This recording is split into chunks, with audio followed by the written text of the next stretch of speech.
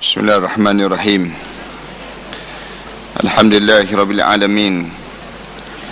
Wassalatu wassalamu ala asyrafil anbiya'i wal mursalin wa ala alihi wa sahbihi ajma'in. Subhanaka la ilma lana illa ma 'allamtana innaka antal alimul hakim. Ya alim 'allimna min ilmika kama tarda bihi 'anna. Ya halim khalliqna bi khuluqil hilmi وحققنا بحقائق العلم. اللهم أخرجنا من ظلمات الوهم وأكرمنا بنور الفهم وافتح علينا بمعرفة العلم وحسن أخلاقنا بالحلم وسهل لنا أبواب فضلك وانصر علينا من خزائن رحمتك يا أرحم الراحمين ويا أرحم الراحمين ويا أرحم الراحمين. أما بعد. Para hadirin dan hadirat sekalian, alhamdulillah kita syukur pada Allah kerana sekali lagi kita diberi kesempatan oleh Allah untuk kita datang dan bertamu lagi dalam majlis ilmu ini.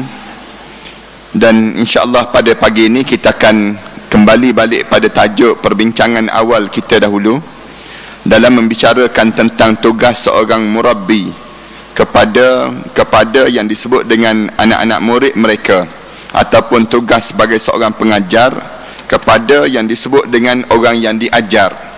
Tugas-tugas ini dan tugas-tugas tersebut mestilah dilakukan dengan benar-benar penuh dengan keikhlasan pada Allah, dan juga mestilah kita buat dalam keadaan penuh kasih sayang. Peringkat yang utamanya ni tugas yang utama yang perlu dilakukan. Hari ininya insya-Allah kita sambung pada tugas yang kedua. Anta silap ingatan nananya, kita berhenti pada tugas yang kedua, di mana pada muka surat 46 rasa dalam kitab ni, dalam muka surat 46 tu, di dalam tajuk yang tugas yang kedua seorang guru. Apabila dia mengajar, maka di waktu ini guru kena ada dua tiga perkara lagi di antara tugas-tugas untuk menjadi seorang guru. Ana sebut banyak kali dalam hidup kita ni, Rasulullah sallallahu alaihi wasallam ajar pada kita, sama ada kita ni menjadi seorang yang belajar, ataupun kita mengajar, ataupun kita mendengar, ataupun dalam hadis yang lain sebut muhibban lil ilm, orang yang cintakan pada ilmu. Dalam satu hadis yang disebut demikian, wala takur rabi'an, jangan kamu jadi golongan yang keempat. Golongan yang keempat ni golongan yang dia mengajar orang pun tidak, belajar pun tidak, mendengar pun tidak, ataupun cinta pada majlis ilmu pun tidak.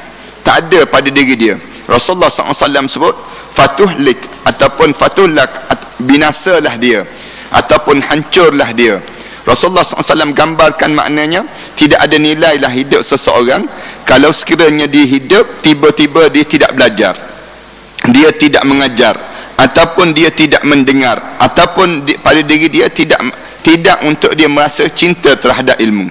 Dalam hadis yang lain Rasulullah sallallahu alaihi wasallam sebut, apabila naik dia cahaya matahari pada hari ini, kata Rasulullah, tiba-tiba tidak menambah ilmu pada diri aku, tak ada satu pun ilmu yang bertambah, ilmu yang baru dalam hidup aku, fala burikalah. Rasulullah SAW sebut, hari itu tidak ada lagi keberkatan dalam kehidupan. Rasulullah SAW gambarkan bahawa dalam hidup kita ni, biar tiap-tiap hari pada kita naik je cahaya matahari, ada ilmu baru yang kita dapat, ada ilmu yang kita dapat. Ilmu ni sentiasa kita berterusan dapat dalam hidup seorang. Ilmu ni sampai bila kita kena belajar, sampai kita dekat nak mati. Dekat nak mati tu pun kena belajar lagi. Bahkan dekat nak mati tu pun perlu diajar lagi. Bukan sekadar belajar, bahkan diajar. Dekat nak mati, tuntunlah orang yang dekat nak mati. Rasulullah SAW sebut, laqinu mautakum bila ilaha illallah. Rasulullah SAW sebut, Rasulullah kata, ajar ataupun tuntunlah orang yang dekat nak mati di kalangan kamu ni, la ilaha illallah. La ilaha illallah, laqinu mautakum. Orang yang hampir-hampir dengan kematian, kamu tengok dia dekat nak mati, kamu ajar pada dia. Ajar supaya sebut apa dia? La ilaha illallah. Bahkan Rasulullah sebut, man qala la ilaha illallah fi akhir umurihi dakhalal jannah. Siapa yang boleh sebut la ilaha illallah di akhir kehidupan kita, aku jamin dia masuk dalam syurga Allah Subhanahu wa taala. Kerana apa dia? Kerana nak sebut la ilaha illallah ni bukan kerja yang mudah. Ana biasa sebut banyak kali. Sebagaimana kita sukar untuk mendapatkan satu-satu ilmu, demikian juga orang yang nak sebut la ilaha illallah. Dekat-dekat nak mati ni masa yang kelam kabut. Bila masa kelam kabut, kalau sekiranya kita ni tak boleh nak sebut la ilaha illallah, kerana banyak sangat nak kita kelam kabut, nak tinggal dunia kelam kabut, nak pergi ke akhirat kelam kabut. Dalam keadaan kelam kabut ni, tiba-tiba dia orang yang boleh tenang jiwa dia. Tenang jiwa dia, ilmu dia pun senang masuk. Orang sebut pada dia la ilaha illallah, la ilaha illallah, lalu mulut dia akan sebut la ilaha illallah terus. Maknanya sejak daripada kita mula lahir diajar lah. Mula-mula keluar saja daripada perut ibu kita diajar supaya sebut, diazankan di telinga kanan kita. Diajar supaya padahal apalah yang ada pada budak yang baru lahir, bayi yang baru lahir, tiba-tiba mulut dia kena sebut terus Allahu Akbar, Allahu Akbar. Bahkan dalam hadis Rasulullah ajar, dalam kitab-kitab pun ajar pada kita, apabila anak itu sudah mula membesar, usia dia 2 tahun 7 bulan, mula bercakap. Kataan apa yang kita kena ajar mula-mula kena sebut pada anak kita? Kataan mula-mula kena sebut pada anak kita ni, kena sebut Allah, Allah, Allah. Ajar supaya sebut kalimah Allah. Jangan ajar mamam, jangan. Ataupun kita ajar susu, kita ajar demikian. Yang tu kata ajar pun dia reti lah.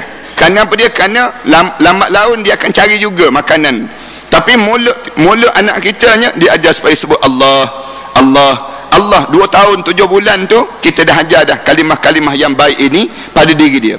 Mengajar ini, proses mengajar ni start daripada mula kita hidup sampailah kita ni mati, kena mengajar. Kenapa kena mengajar? Kerana manusia ni akan senang jadi bengkok kalau tidak diajar. Dalam hidup kita ni, kalau kita tak diajar, kita ni senang jadi bengkok. Sebagaimana kita tengok pokok, para hadirin sekalian, tengok pokok ni kalau tidak diajar, tidak diasuh, dia malah nak berbuahnya, setengah-setengah pokok tu dia kena ambil, kita kena ambil pisau, kena ambil parang tu, kita kena tetak dulu dia, tetak ajar. Kadang-kadang kita kata kesian pada pokok ni, keluarnya getah-getah dia. Tak, ada yang jenis pokok yang kena ajar jenis macam ni, ajar macam ni baru dia keluar. Kalau tak ajar macam ni, dia tak keluar. Pokok getah senang ceritanya.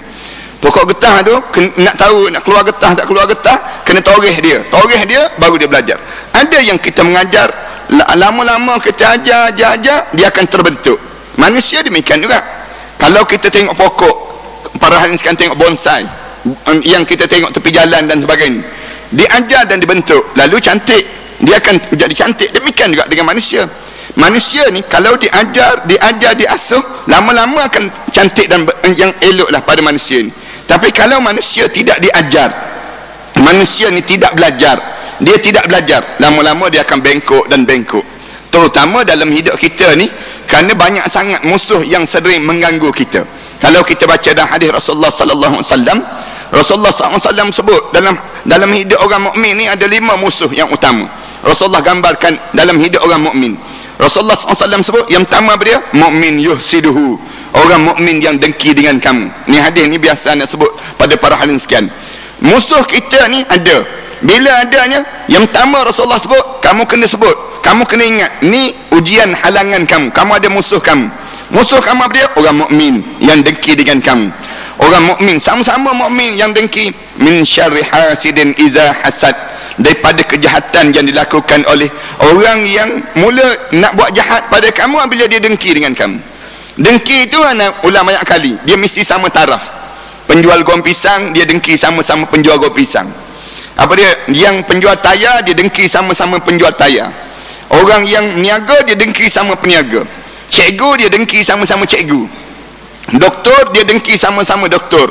Apa dia? Kedudukan dia kena sama taraf. Sama taraf. Tok Imam dengki sama-sama Tok Imam. Ustaz dengki sama-sama Ustaz.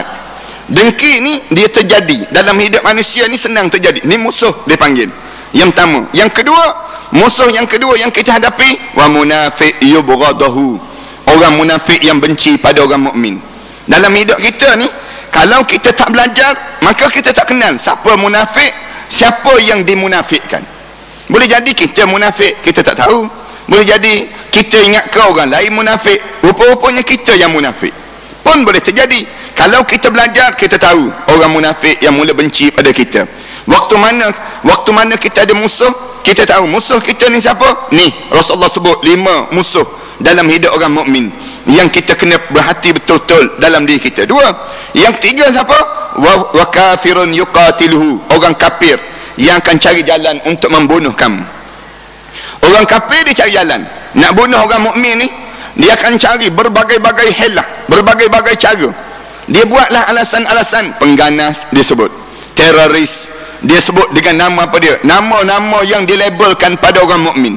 Orang mukmin yang baik, dia akan berhadapan dengan ujian ini. Orang kafir yang akan cuba bunuh kamu.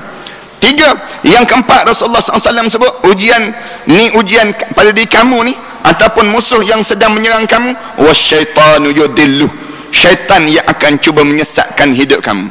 Syaitan cari jalan nak sesatkan manusia, tarik kejap je kitanya. Lepas pada raya kan, syaitan pun pujuk, dia kata tak payah pergi lagi dah dengan kuliah, baru kita lepas raya makan daging banyak kan, dia sebut. Bila kita makan daging banyak ni, kita tak payah dengar lagi lah kuliah, nanti kan panas, dia sebut. Macam-macam gaya ujian tu akan berlaku. Syaitan akan pujuk kita, tak payah bangun lagi lah, lambat lagi nak subuh, sikit-sikit lagi lah, dia sebut demikian. Kita pun biarkan dulu. Hanya ni kan musim hujan, tak dengar tu guruh kat luar, dia sebut, tak dengar tu petir, kita pun hanyut lagi sedap kita tidur. Syaitan akan cari jalan untuk nak menyesatkan kita. Kemudian syaitan akan buat macam-macam cara. Kalau kamu zakat, nanti miskin kamu. Kalau kamu keluarkan sedekah, nanti kamu akan kehilangan banyak harta benda kamu. Lalu syaitan kata, tak payah sedekah lagi lah, tahun lepas kan kamu dah sedekah, tahun ni nak kena sedekah lagi ke? Tahun lepas kan kamu dah keluar zakat, tahun ni nak keluar zakat lagi ke? Para hadirin sekalian, kalau rajin baca, para hadirin sekalian baca dalam kitab yang dikarang oleh Dr. Fathi Yakan, dalam kitab Syekh Dr. Fathi Yakan ini, dalam buku Apa Erti Saya Mengenal Islam, buku kecil dan nipis je, Madza ya'ni intima'il Islam, apa erti saya mengenal Islam, dia senarai ada lebih kurang 10 pintu yang biasa syaitan masuk dalam jasad manusia. Dalam jasad kita ni ada lebih kurang 10, melalui 10 pintu syaitan akan masuk dalam tubuh badan manusia. Pintu-pintu yang senang untuk syaitan masuk, sama ada melalui takbur, syaitan akan masuk. Melalui pintu apa dia? Pintu bangga diri, syaitan masuk. Ujub, syaitan akan masuk. Syaitan akan masuk melalui pintu dengki. Pintu-pintu ni ada lebih kurang 10 yang biasa syaitan senang masuk. Yang dia sebutnya pintu cintakan kehidupan, bencikan kematian. Sebut mati kita tak nak, sehingga kan Rasulullah kena pesan, kalau ada orang mati di kalangan kamu, kamu kena ziarah. Kerana hak seorang yang meninggal dunia ni terhadap orang yang hidup, antara salah satu hak yang dia kena dapat ialah dia ziarahi oleh orang yang hidup, menziarahi orang yang sudah meninggal dunia. Ini maknanya Rasulullah pesan, di antara hak seorang muslim dengan muslim yang ni. Syaitan pula dia kata, tak payah pergilah, kalau kamu pergi nanti kena badi mayat, disebut demikian. Syaitan sebut, kalau kamu pergi nanti buat sakit hati kamu je. Kalau kamu pergi je, syaitan ni akan cari jalan, jangan pergilah, buat alasan. Bila buat alasan, akhirnya kita pun tak pergi. Ni cari jalan.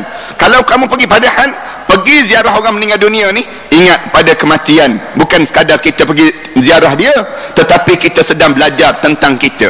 Kita tengok orang meninggal dunia, kita sebut apa kata kalau sekiranya yang terbaring itu kita, bagaimana keadaan kita di waktu itu. Maknanya syaitan dia akan tutup jalan, dia akan buka jalan. Dia kata jangan pergi, supaya apa dia? Umur kamu masih lagi panjang. Berapa dah umur sekarang kamu ni? Syaitan akan tanya. Dia kata kita 68 tahun dah. Kita jawab 68 tahun dah. Allah, baru je lagi. Ada orang yang 88 tahun tak mati-mati lagi, disebut. Syaitan akan sebut demikian. Lambat lagi nak mati.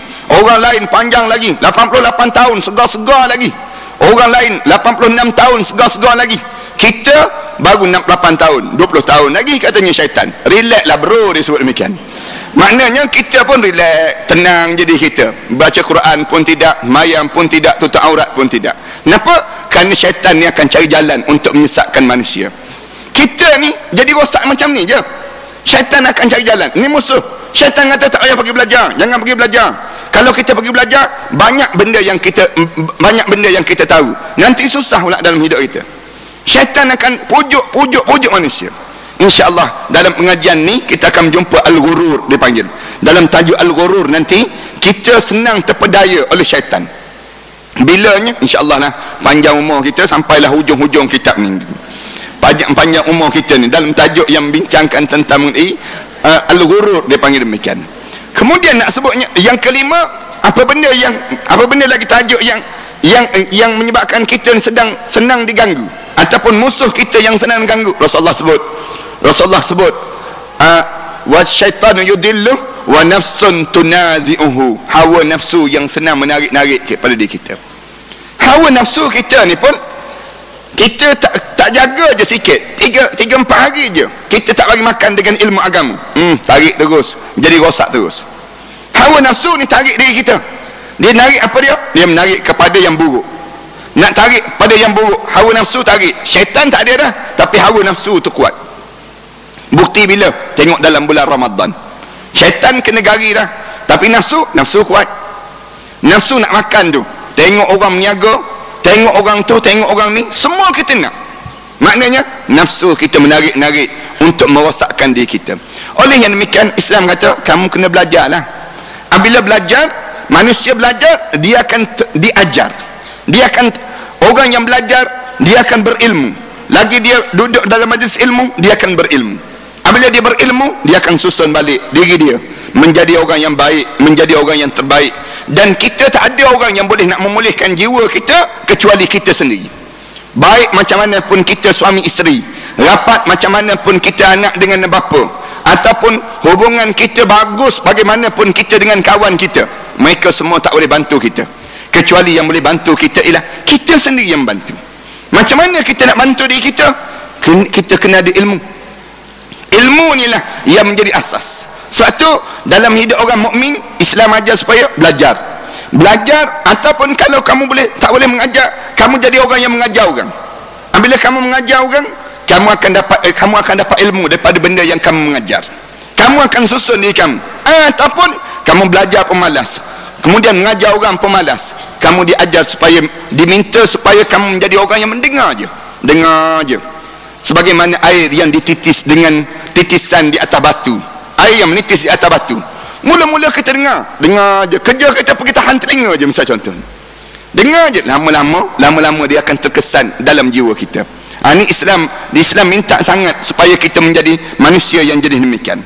Hari ini kita belajar tugas yang kedua, di mana seorang guru hendaklah mengikut jejak Nabi Muhammad sallallahu alaihi wasallam. Seorang guru, dia kena jadi guru. Apabila dia sebut dia jadi guru, ataupun dia jadi pengajar, ataupun dia sebut dia ni seorang yang mendidik orang, nama apa dia? Seorang suri rumah tangga, dia guru pada anak-anak dia. Seorang ketua kampung, dia guru kepada orang bawahan dia. Seorang majikan, dia guru kepada pekerja-pekerjanya. Maknanya dia mesti menganggap diri dia ni, siapa dia? Warasatul anbiya, pewaris Nabi. Apabila dia pewaris Nabi, dia mesti jadikan contoh diri dia ni, contoh kepada apa yang dibuat oleh Rasulullah sallallahu alaihi wasallam, dia kena ikut.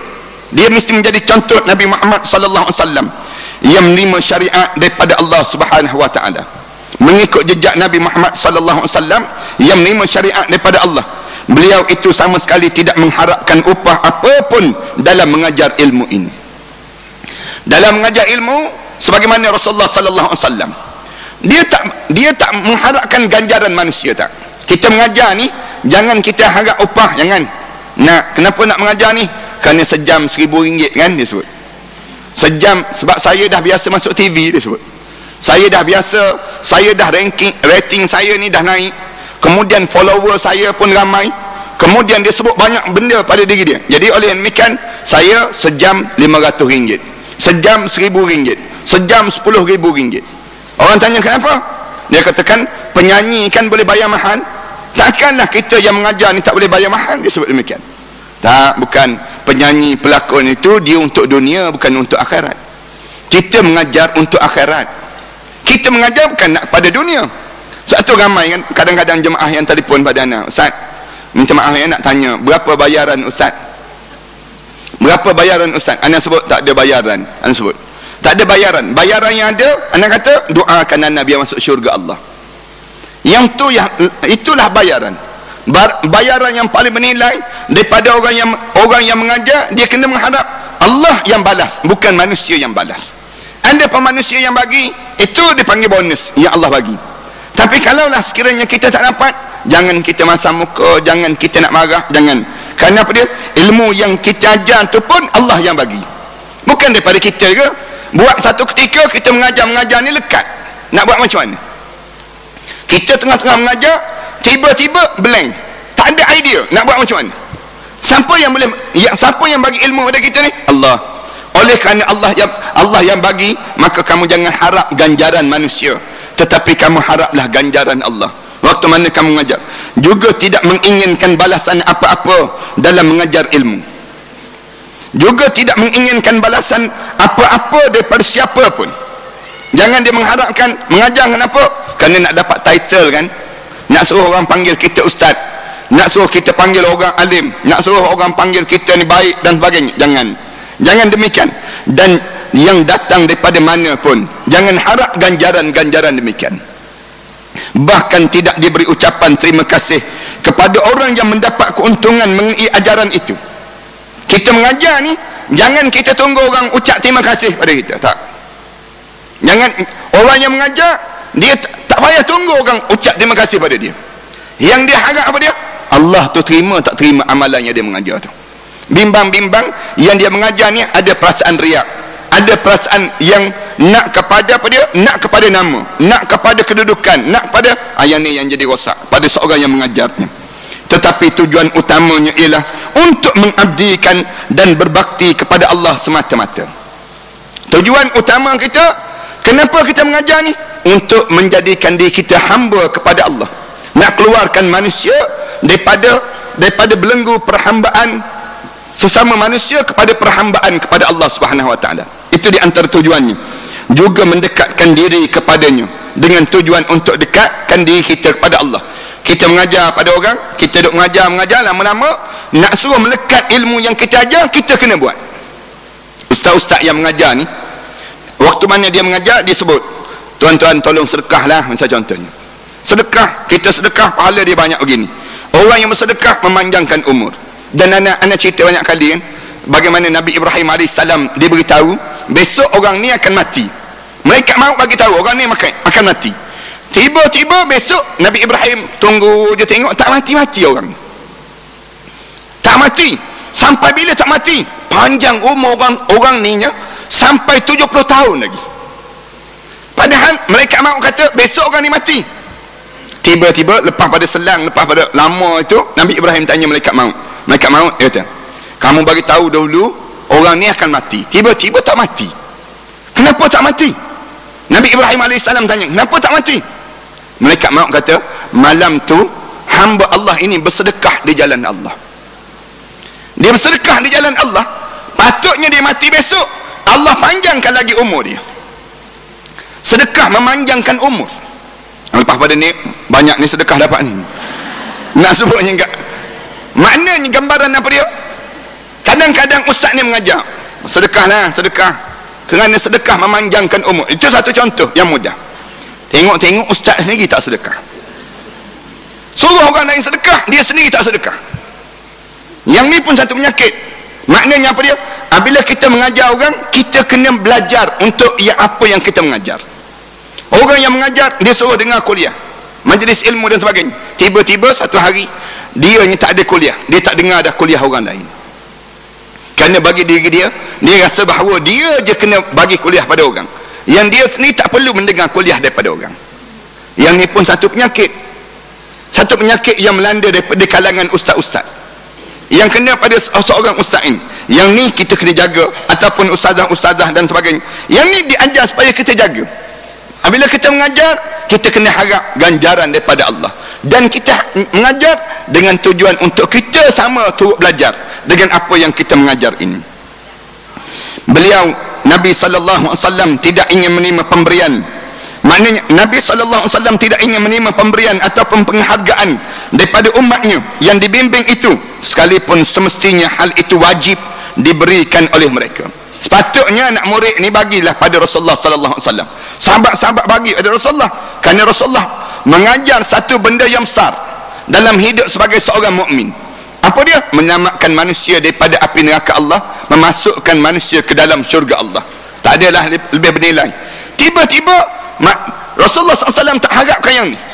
Satu, kalaulah sekiranya ada ajaran-ajaran, kadang-kadang ajaran tarikat pelik-pelik ni, yang diajar, dia kata apa dia? Nak tebus dosa, kena bayar sekian-sekian pada tok guru dia. Nak tebus dosa, kena jumpa dengan guru, begini. Dia kata, kena bayar sekian-sekian. Ini mengarut, dia panggil. Jangan terima ajaran ini. Kerana apa dia? Ajaran ini bukan ajaran yang diajar oleh Rasulullah sallallahu alaihi wasallam. Rasulullah sallallahu alaihi wasallam sebut, kalau siapa yang nak bertaubat, direct dia dengan Allah. Tak perlu melalui aku. Nak berjumpa dengan aku pun tak perlu. Tak perlu nak sebut, ya Rasulullah, jadikanlah aku ni orang yang bersih, lalu Rasulullah bagi sijil jadi bersih. Tak. Rasulullah SAW ajar apa dia? Rasulullah SAW ajar, kalau kamu nak taubat, kamu duduk seorang-seorang, ataupun kamu duduk dalam jemaah kumpulan ramai, kamu angkat tangan, kamu berdoa pada Allah, ya Allah, tubna ila Allah, ya Allah, ampunkanlah dosaku, ya Allah. Ilmu yang besar, yang bernilai, yang diajar oleh Rasulullah SAW. Ilmu yang bernilai. Kan anak sebut 2-3 hari yang sudah anak cerita pada jemaah-jemaah, apabila Abu Salamah, cerita Abu Salamah, ilmu yang besar yang anak terkesan dalam jiwa anak. Sikit je yang Rasulullah sallallahu alaihi wasallam ajar pada Abu Salamah. Abu Salamah ni dia dengar kuliah Rasulullah sallallahu alaihi wasallam. Apabila dengar kuliah Rasulullah, dia balik saja. Ummu Salamah tanya Rasulullah, ya Rasulullah, tanya Abu Salamah. Balik Abu Salamah, dia tanya Abu Salamah, kamu pergi dengar kuliah Rasulullah? Ya. Katanya Abu Salamah, Rasulullah ajar apa dia hari ni? Katanya Abu Salamah, Rasulullah mengajar pada kita satu doa, tatkala mana kita kena musibah, kita baca doa ini. Kena je musibah, baca doa ini. Lalu Ummu Salamah tanya, apa dia doa yang diajar oleh Rasulullah? Rasulullah ajar apa dia? Baca doa ni, Allahumma ajirni min musibati, Allahumma ajirni min musibati wa akhlif li khairan minha. Doa pendek je, Allahumma ajirni min musibati. Ni ramai lepas pada ni nak suruh tulis ni, tak kena gaya. Tulis terus, senang. Allahumma ajirni min musibati, ya Allah, tolong balaslah pada diri aku, ya Allah, satu balasan yang baik daripada musibah yang kena ni, ya Allah. Musibah yang kena ni, yang kita kena ni, apa dia musibah? Kadang-kadang kita kena musibah, jemur kain, tiba-tiba turun hujan, dah nak kering dah, kain tu dah nak kering dah, tiba-tiba turun hujan. Baca doa, Allahumma ajirni min musibati, ya Allah, bagilah balasan yang baik, ganjaran pahala yang banyak daripada musibah ini, ya Allah. Wa akhlif li khairan minha, ya Allah, gantilah pada diri aku, ya Allah, lebih baik daripada ini, ya Allah. Wa akhlif li khairan minha, ya Allah, gantilah keadaan yang lebih baik daripada ini, ya Allah. Maknanya apa dia? Boleh jadi kita kena musibah ini, tapi lepas pada ni kita Allah nak bagi benda yang lebih baik dalam hidup kita, tak tahu. Naik kereta, macam mana cerita anda tulis dalam Facebook Anan, balik kampung, kemudian balik kampung, tiba-tiba jam perjalanan daripada Kuala Lumpur ke Kota Baru, ke Macang, Kelantan, sejauh lebih kurang 485 km lah, 400 lebih kurang 500 km. Berapa jam? 14 jam baru nak sampai daripada Kuala Lumpur ke Macang ni. Dalam 14 jam ni, kita yang duduk atas kereta tu boleh tahan tak boleh tahan? Lebih pada bawa kapal terbang kita rasa. Duduk atas kapal terbang pun tak macam tu. Dengan sesaknya jalan, sampai di Sungai Koyan tu, orang bagi tahu pula ada jambatan runtuh, ada tanah runtuh. Naik tukar pula, naik melalui Cameron Highland, kemudian turun pula sampai Gua Musang. Sampai Gua Musang, orang bagi tahu tanah pun tak runtuh, jambatan pun tak runtuh, tak ada apa-apa yang runtuh dia tu. Cuma sesak jalan, oleh kerana sempit saja jalan. Waktu tu berderau tak boleh roma, bukan berderau boleh roma, naik tak darah, senang cerita. Nak sebutnya, kita ni kalau kita boleh tahan, mulut kita sebut waqluf li khairan minha, ya Allah, gantilah yang lebih baik daripada itu, ya Allah. gantilah keadaan yang lebih baik daripada ini ya Allah. Kita sebut ganti. Apabila diajar oleh Ummu Salamah, diajar pada Abu Salamah pada Ummu Salamah, Ummu Salamah baca doa. Dia baca doa. Apabila dibaca doa, selang 2-3 bulan lepas pada itu, wafatlah Abu Salamah. Wafat Abu Salamah, suami dia. Suami dia wafat dia. Tapi jangan pula lepas pada ini kata tak nak bacalah doa ni Ustaz itu. Kalau baca wafat suami pula disebut. Jadi tak nak baca. Tak, kita baca. Allah nak tunjuk bagaimana kuasa terhadap satu doa. Yang diajar oleh siapa dia? Rasulullah sallallahu alaihi wasallam. Ilmu ni mahal. Ilmu yang pendek dan ringkas tetapi besar nilainya. Apa bendanya? Ummu Salamah dia baca doa ni. Apabila dia baca saja, Allahumma ajirni min musibati. Ya Allah, tolong balaslah ganjaran yang baik di atas musibah yang dilanda ini ya Allah. Wa akhlif li khairan minha. Ya Allah, gantilah pada aku ya Allah lebih baik daripada keadaan yang sedang berlaku ini ya Allah. Yang dibaca oleh Ummu Salamah ini, dia baca 2-3 hari dia teringat, Allah nak ganti apa yang lebih baik daripada Abu Salamah? Nak ganti apa yang lebih baik daripada Abu Salamah? Abu Salamah tu kan, Abu Salamah ni lebih paling baik dalam hidup seorang isteri Ummu Salamah. Lalu dalam keadaan dia tertanya-tanya ni, lepas pada habis iddah dia, lalu Rasulullah sallallahu alaihi wasallam datang.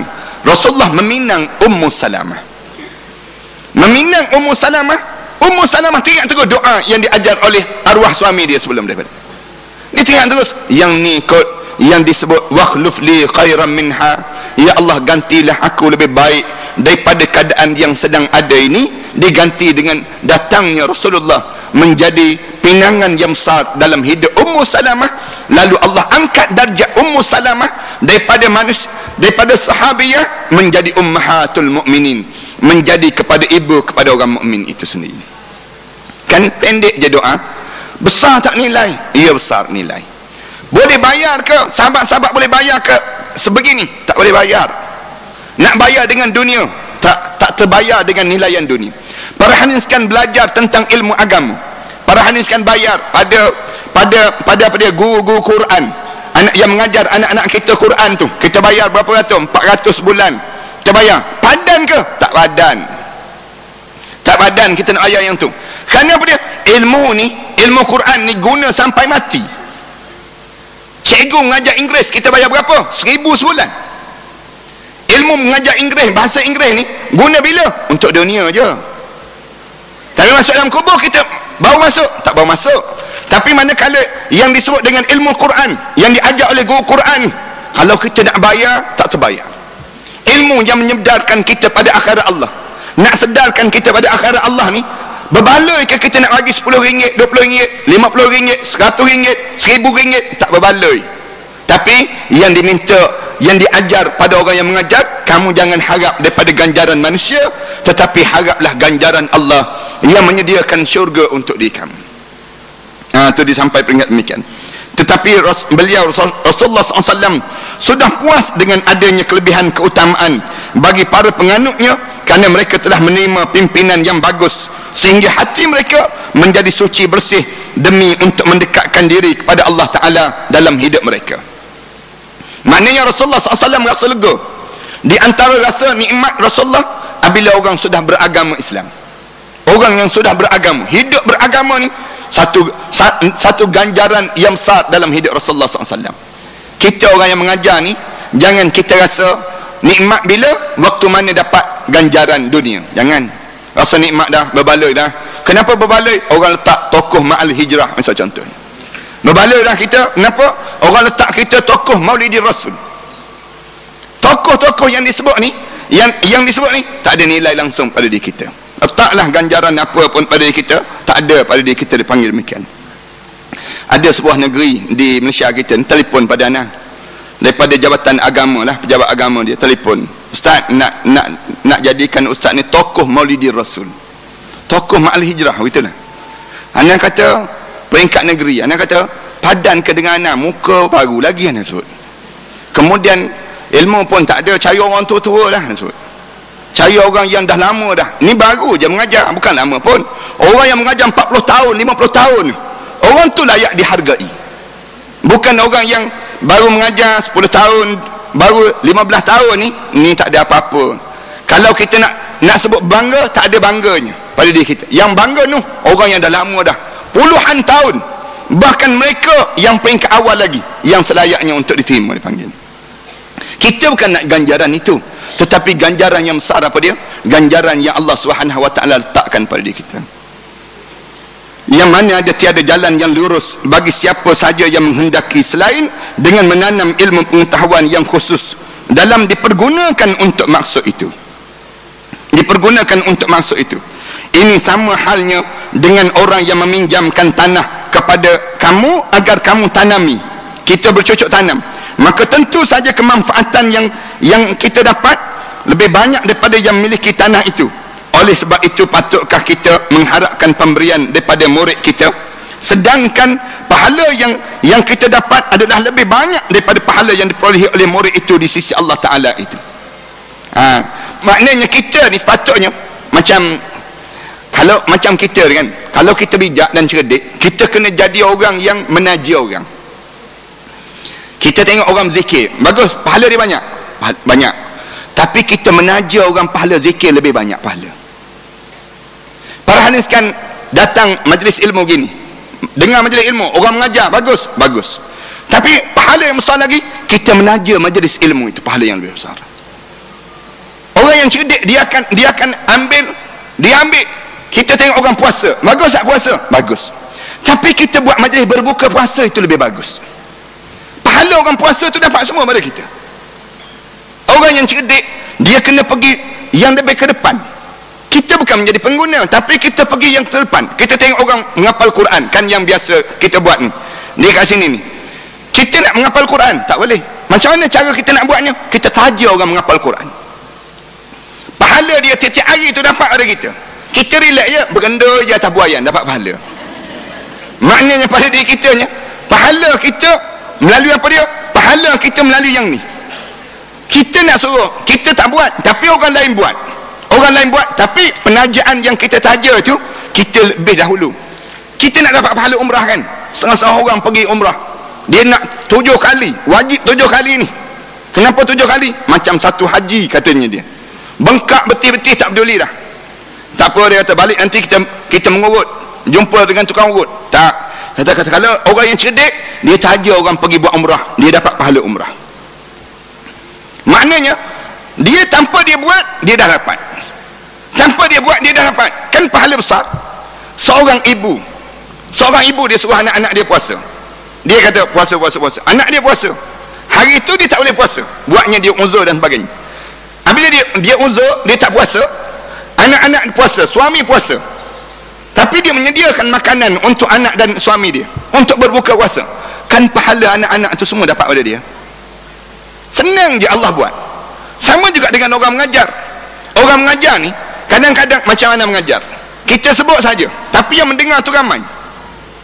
Yang buat tu, katakanlah yang mendengar ni melalui kuliah ini, melalui CD, melalui apa dia, melalui internet dan sebagainya. Yang buat, pahala yang buat ni semua dapat pada anda. Beri hadiah pada ni, kata tak payah buat lah, nanti dapat pada ustaz misalnya. Kita sebut demikian. Kita kata nanti dapat pada ustaz, tak dah, kerana kita dah mendengar. Kita belajar daripada siapa? Orang yang man sanna sunnatan hasanah, siapa yang memulakan sunnah yang baik, falahu ajruhu wa wizru. Rasulullah SAW sebut, siapa yang memulakan satu sunnah yang baik, orang lain buat, dia akan dapat sampai tanpa Allah mengurangkan sikit pun untuk orang yang buat ini. Tetapi siapa yang memulakan sunnah yang buruk, man sanna sunnatan sayyi'ah, siapa yang memulakan sunnah yang buruk, siapa yang mula-mula baru masuk dalam di Shah Alam ini, dadah misal contoh, orang yang pertama yang baru masuk dadah di Shah Alam ini, orang yang hisap dadah lepas pada ni, semua dia dapat dosa kepada orang yang mula-mula baru ni. Siapa yang mula-mula baru masuk Arab di kawasan Shah Alam ini, dia baru masuk Arab, orang dianya baru masuk Arab ni, dosa dia ni, selagi mana orang baru masuk Arab, masuk Arab, lagi mana Arab tu masih ada, lagi itulah dosa sebanyak mana yang belum terhenti. Menanggung. Maknanya apa dia? Yang ni kita kena cerdik dalam hidup kita. Mulakan yang baik.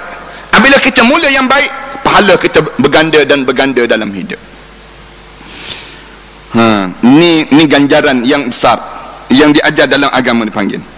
Sebab itulah patutkah kita mengharapkan pemberian oleh sebab itu patutkah kita mengharap pemberian daripada murid kita, sedangkan pahala yang kita dapat adalah lebih banyak daripada pahala yang diperolehi oleh murid di sisi Allah Ta'ala itu. Andai kata tidak ada murid, tentu pahala itu tidak akan diperolehi dalam hidup seorang guru. Guru ni dapat daripada mana? Daripada murid. Dia kena seronok. Sebab tu cikgu yang mengajar di sekolah kan, untung dia mengajar di sekolah, anak murid mengajar sekolah rendah, kadang-kadang anak murid tu ingat sekolah tadika lagi, anak murid tu ingatlah pahala cikgu mengajar sekolah rendah itu lebih bernilai daripada cikgu sekolah menengah. Kita ingat sekolah menengah untung kot, kerana mengajar di sekolah menengah, dia kata kerana mengajar di sekolah menengah tu budak-budak dah cerdik dah, gaji dia pun mahal. Tak, mengajar di tadika itu lebih mahal daripada sekolah rendah. Kenapa? Pahala dia panjang kan? Pahala dia panjang kerana ilmu daripada siapa yang memulakan? Cikgu yang mengajar sekolah tadika ni, para hadis kan nampak lekeh kan? Alah, cikgu mana? Cikgu tadika disebut. Mesti cikgu tadika ni SPM lepas ke tak lepas ni misalnya. Yang ni kadang-kadang kita nampak lekeh cikgu tadika. Tak. Dalam agama anggap cikgu tadika tu mahal. Kenapa mahal? Pahala dia dah panjang dah. Kita kata jadi profesor tu mahal. Tak. Profesor tu dah lambat dah. Kerana orang lain dah ambil lama dah. Orang lain dah awal-awal lagi ambil pahala daripada guru yang mengajar ini. Tengok bagaimana Islam menyusun. Orang kita kan yang terlibat dengan MLM, dia nak sangat orang yang terawal, yang teratas. Kenapa ke atas? Kerana dia apabila dia berada ke atas, rangkaian dia kat bawah tu banyak. Rangkaian dia ni, bonus orang ni dapat, dia dah relax lah. Dalam MLM dipanggil demikian. Baik, kita dalam MLM untuk pahala ni ambil daripada awal lah. Siapa yang paling awal? Cikgu tadika dia rasa awal? Tak. Jadi ibu tu paling awal. Jadi ibu tu paling awal daripada cikgu tadika. Cikgu tadika bangga dah, kembang kepih hidung dia. Seronok ustaz dah sebut tadi, awal dah dia. Tak, sebenarnya ibu yang melahirkan anak itulah paling awal dalam hidup. Dialah guru daripada segala-gala guru dari hidup atas dunia. Guru Imam Syafi'i siapa? Ibu dia. Ibu Imam Syafi'i. Sebelum daripada guru-guru yang lain. Guru-guru yang lain nak mematangkan ilmu daripada mana? Daripada ibu Imam Syafi'i. Nak sebutnya besarnya nilai dalam membentuk diri dan peribadi seorang. Maknanya orang yang terawal ini kita diajar supaya ambil yang terawal. Macam mana ni? Dah lewat dah ni. Dah terlewat. Kenapa? Kita mengajar orang-orang dah tua dah, misal contohnya. Nah, dah tua dah. Tu yang POP tu, Persatuan Orang Pencen kan. Ramai sangat dah orang, anda pergi ke mana-mana pun orang tanya, Ustaz, POP ni apa Ustaz? Pergi je ceramah dalam YouTube tu, kami biasa dengar kuliah POP Ustaz dia tu. Bahkan kadang-kadang diperkenalkan dalam apa dia? Diperkenalkan waktu mana nak kenal, nak jemput Ustaz Ahmad Dasuki ni, tuan-tuan biasa tengok dalam YouTube kuliah POP, pop dia sebut demikian. Kalau nak suruh sedap lagi, K-pop dia sebut demikian.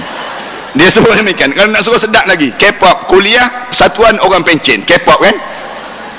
Maknanya kuliah orang nak sebut demikian. Waktu mana kita tanya, apa dia Ustaz? Orang Pencen dah, betul. Lewat dah. Kenapa lewat? Kerana orang yang dah pencen dah. Sepatutnya kalau nak mengajar, no, peringkat awal. Ilmu guru ini pahala dia banyak sampai bila? Sampai dia mati. Sampai mati nilai dan ganjaran yang Allah sediakan. Suatu kalau kita nak bagi ganjaran setiap kali mana belanjawan negara, bagi ganjaran pada guru-guru. Anda cadangkan bagi, kerana dia telah membentuk negara yang baik. Ni bagi bonus pada itu, bonus pada orang ni, guru-guru yang mengajar agama ni. Guru-guru yang mengajar agama ada dalam belanjawan? Tak ada. Untuk seniman ada? Ada. Untuk seniman ada dalam bajet. Untuk penyanyi-penyanyi, pelakon-pelakon ada. Ada semua. Tapi untuk guru-guru yang mengajar agama tak ada. Padahal nilaian guru-guru ni besar dalam hidup. Kenapa? Mengeluarkan manusia daripada api neraka Allah dan masukkan manusia ke dalam syurga Allah. Tetapi sebagaimana kita sebut tadi, guru tidak mengharapkan ganjaran manusia. Siapa yang mengajar, tak apalah. Kita sampai hari ni kita ingat lagi cikgu tadika kita. Sampai hari ni kita ingat lagi didikan ibu bapa kita. Ibu kita mendidik kita macam mana sejak daripada kecil terbesar. Kerana apa dia? Kerana pahala menjadi seorang ibu ini besarnya nilai dalam hidup mereka. Satu, Rasulullah suruh melahirkan anak yang ramai. Rasulullah kata tazawwadul wadud. Tazawwadul wadud. Rasulullah kata kahwin dengan orang yang nak anak yang ramai. Kenapa? Kerana ramai anak banyaklah pahala. Pahala kita menanggung. Anak seorang dengan anak 3 orang beza. Anak 3 orang dengan anak 8 orang beza. Anak 8 orang dengan anak 18 orang beza terus. Beza terus dia panggil mereka. Kadang-kadang ada setengah-setengah orang kena anak 2 orang mengeluh dah. Dia kata penatnya 2 orang pun tak terlayan. Tak. Rasulullah kata biar banyak, biar banyak. Kenapa? Banyak ini pahala. Pahala ni ibu-ibu yang mengikuti kuliah kita melalui internet ni kat rumah ni, dia, yang ramai yang duduk kat depan rumah masing-masing, depan TV masing-masing, depan apa dia, monitor masing-masing ni, ramai yang belajar ni pun, sedang belajar ni pun dapat pahala pada mereka dalam mendidik dan mendidik mereka. Kemudian andai kata tidak ada murid, tentu pahala tidak akan diperolehi. Jadi sayugianya janganlah sampai guru itu meminta upah berupa apapun daripada muridnya ataupun orang tuanya. Jangan minta lah upah. Sebaik-baiknya orang yang mengajar ini, kamu jangan minta upah. Kamu minta apa dia? Doakan. Doakan. Kalau orang minta, tanya nak upah apa? Doakan. Upah yang paling baik untuk saya, ganjaran yang paling baik untuk saya, doakan saya masuk syurga Allah. Bimbang orang yang mengajar ni, dia mengajar orang, tiba-tiba dia tak buat, lebih banyak dosa dia. Yang mengajar ni, para hadis kan jangan ingat, dia mengajar sedaplah dia, ramai pengaruh, banyak orang yang mengikut. Tak. Kalau dia ajar orang, tiba-tiba dia tak buat. Baca dah hadis Rasulullah. Rasulullah sallallahu alaihi wasallam cerita macam mana manusia yang berkumpul di atas pintu neraka, berkumpul tengok satu golongan manusia yang pecah perut dia. Perut ni besar, pecah dalam neraka Allah.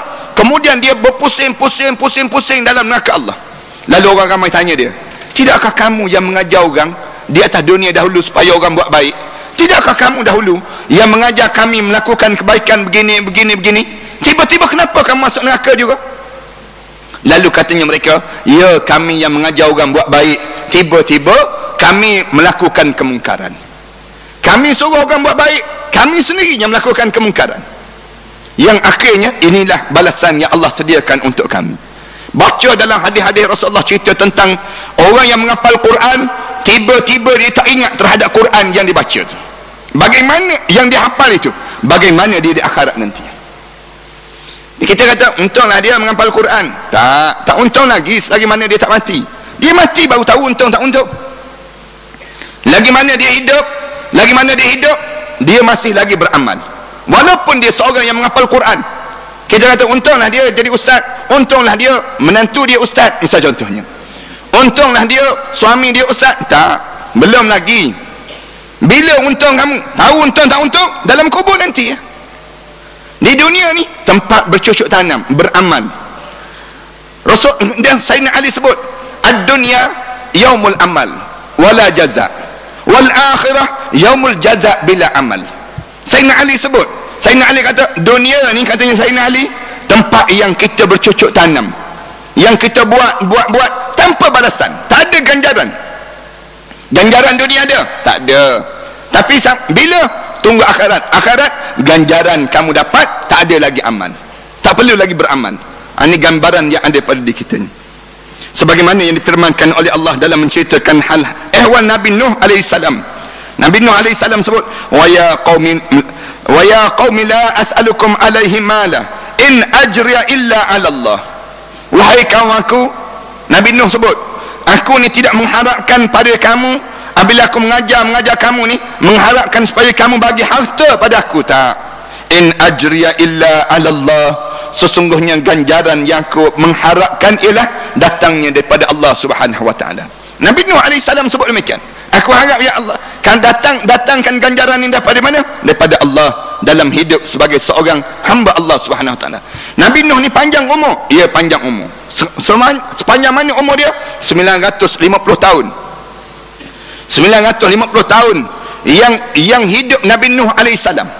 Dalam keadaan 950 tahun sebut pada Allah, inni da'awtu qaumi lailan wa nahara wa lam yazidhum du'ai illa firara. Nabi Nuh ngadu pada Allah ni doa, ya Allah, aku ni panggil orang, seru orang pagi dan petang, menyeru mengajar orang ni pagi dan petang, tak ada yang nak tambah kecuali masing-masing illa firara, melarikan diri daripada aku. Berapa ramai mengikut Nabi Nuh? 80 orang je.